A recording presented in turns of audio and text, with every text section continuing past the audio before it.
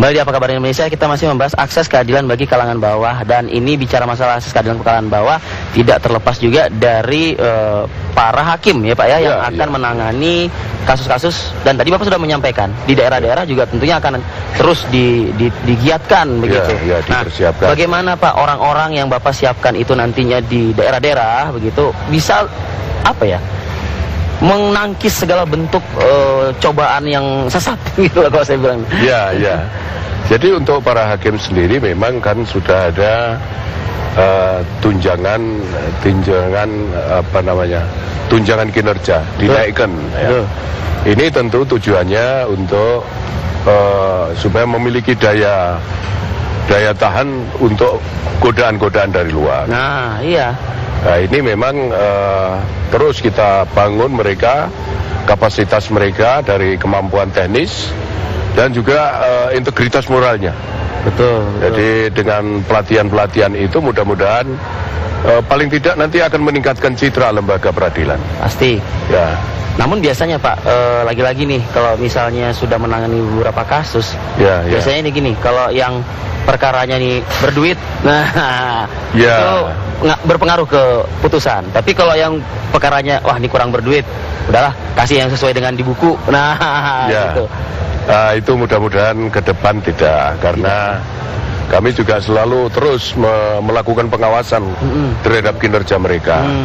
Jadi rata-rata 1 tahun itu kalau ada hakim yang nakal langsung kita periksa, dan kalau terbukti mereka dikenakan hukuman jabatan. Berarti ada punishment-nya ya? Ada punishment, dan kita umumkan di dalam website. Setiap 3 bulan sekali produk-produk pengawasan yang mengenai penindakan hakim, pegawai yang nakal ini kita masukkan website untuk diketahui oleh publik ya. Boleh nggak Pak, kita realistis aja ya Pak ya? MA sudah berapa banyak melakukan hal tersebut? Saya kira semenjak saya menjadi ketua muda pengawasan dan sebelumnya, setahun sebelumnya itu mulai tahun 2006 sudah banyak sekali.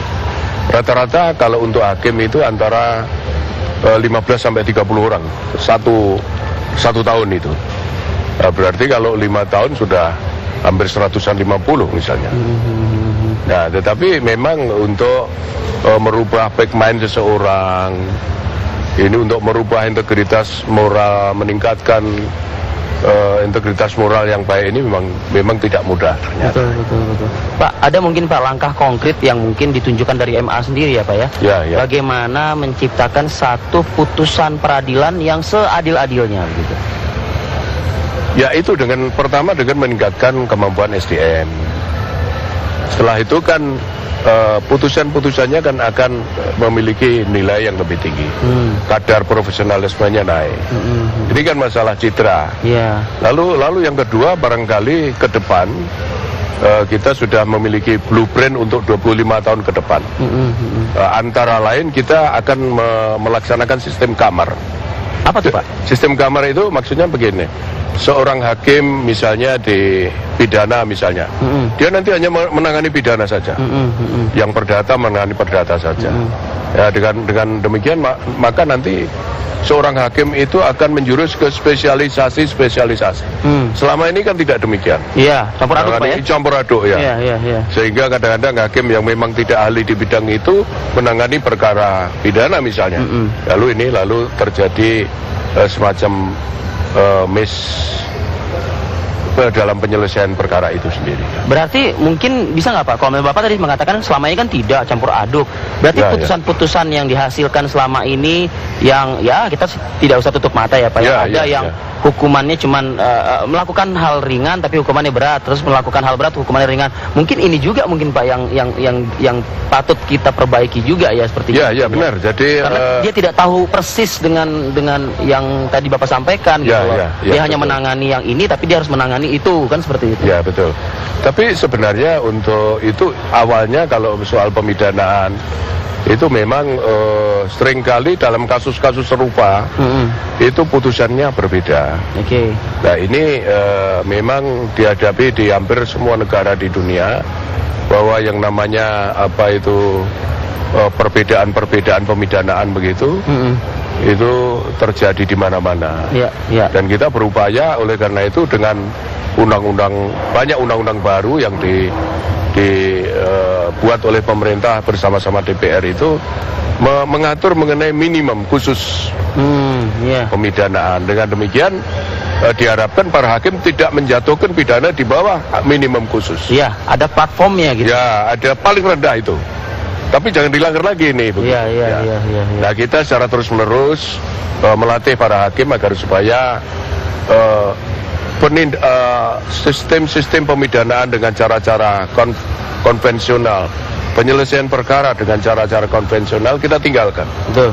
Kita mulai memperbaiki dan agar supaya citra lembaga peradilan lebih baik, dan dengan demikian nanti publik akan menilai kadar profesionalisme kita juga meningkat. Profesionalisme bisa meningkat. Ya. Bagaimana dengan independensinya, Pak?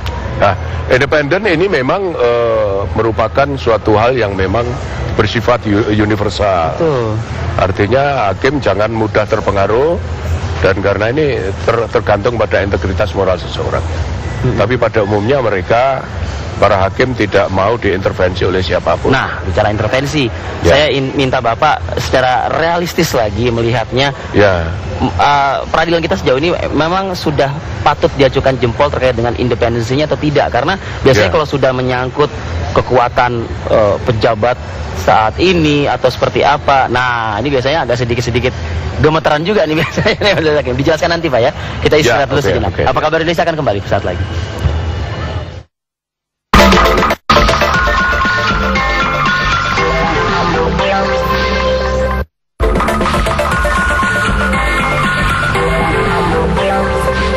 Sejak 2007, program peningkatan akses air bersih ada terus. Karena air ada terus, jadi lebih bersih.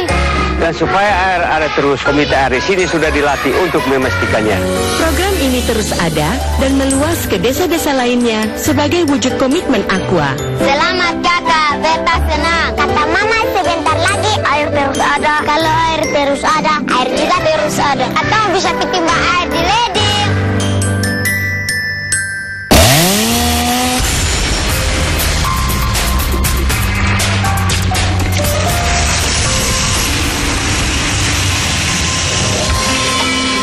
Sekarang kita gunakan no drop.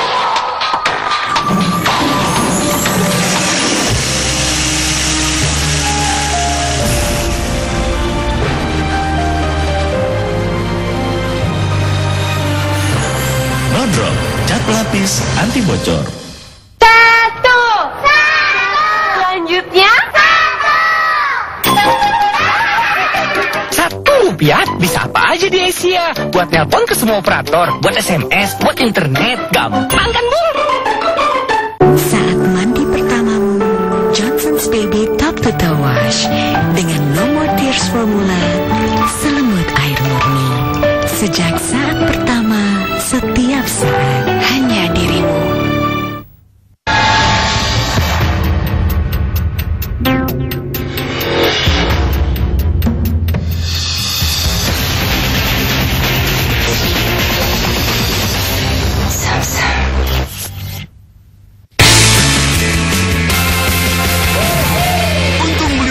Datang lagi, hadiahnya berbagai mobil istimewa. Ayo buka tabungan Britama, perbanyak transaksi banking BRI dan tingkatkan saldonya. Untuk hasil beda, gunakan Kit Wash and Glow. Dengan pH balance dan premium polimer, aman melindungi cat, warna tetap bening, terjaga kilaunya. Wow, keren mobilnya. Kit Wash and Glow, bersih berkilau. Meledak karena kebocoran gas, bukan tabungnya. Pilih regulator kuantum sesuai standar. Regulator kuantum saat dipasang paling pas, tidak goyang dan tidak miring. Regulator kuantum nggak bocor, nggak dor. Dadah. Gantian kita bantuin aja yuk, Bu.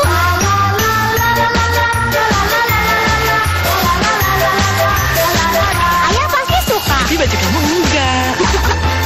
Baru Rinso Anti Noda dengan tenaga pengangkat noda, mengangkat noda membandel saat direndam. Bajuku? Tenang, kan noda Rinso. Sekali kucek, noda beres. Siapa yang ngerjain nih? Rinso membersihkan paling bersih. Berani kotor itu baik.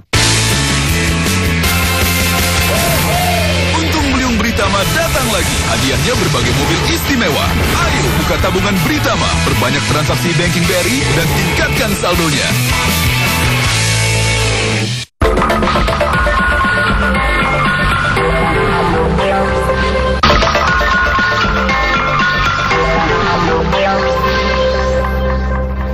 Masih bersama Pak Joko Sarwoko, Ketua Muda Tindak Pidana Khusus Mahkamah Agung ya Pak ya? Ya. Ini kita sudah ada penelpon Pak, seperti Pak yang juga ingin bergabung sama kita dan juga ingin bertanya nih ketegasannya dari Bapak nih. Ya, boleh. Selamat pagi Pak Hendar. Selamat pagi Pak. Pak Hendar di Medan, Sumatera Utara ya Pak ya? Iya. Silakan Pak, singkat, padat, dan lugas. Selamat pagi Pak Joko. Selamat pagi Pak.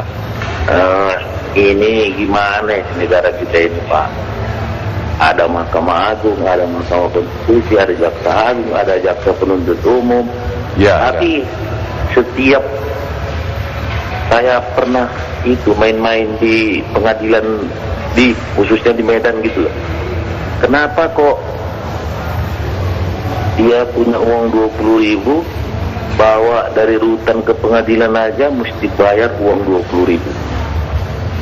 Nah, sementara yang punya ini kan mobil tahanan itu kan di belakang ada jerujinya. Ya. Di depan kan ada bangku di belakang supir. Ya. Ada di samping supir. Betul. Yang di samping supir itu biasanya bayarnya 100. Yang di belakang supir bayarnya biasanya 50. Yang di Pak Hendar sebelum ini betul atau tidak Pak Hendar? Ini Pak Hendar yang bicara loh Pak Hendar nih. Iya, saya ini kan yang saya dengar cerita dari nabi yang mau disidangkan gitu loh. Iya. Nah, kalau di istilahnya orang itu yang di belakang itu ruangan monyet, ruangan hantu katanya, kamar hantu. Itu bayarnya 20.000. Apa betul itu? Tujuan bayarnya itu supaya apa Pak Hendar? Supaya apa dia? Ya mau bawa dari rutan ke pengadilan mau sidang. Baik, belum tentu sampai di tempat pengadilan, belum tentu dia disidangkan satu harian, mau 10 kali. Udah berapa lagi ya biayanya ya Pak Hendar ya? Iya, makanya ya kita mau masuk rutan tawar-menawar tempatnya yang eksekutif apa yang ekonomi. Hanya itu aja, apalagi sekarang banyaknya penerimaan CPNS. Baik. Bertarget sekian tambah. Itu udah kemana-mana loh Pak Hendar, itu udah kemana-mana. Kita bicara masalah peradilan loh ini kan. Terima kasih Pak Hendar ya. Terima kasih Pak Hendar. Gimana Pak itu? Ya intinya itu mungkin itu saya kira warga masyarakat Pak. Ya kita bisa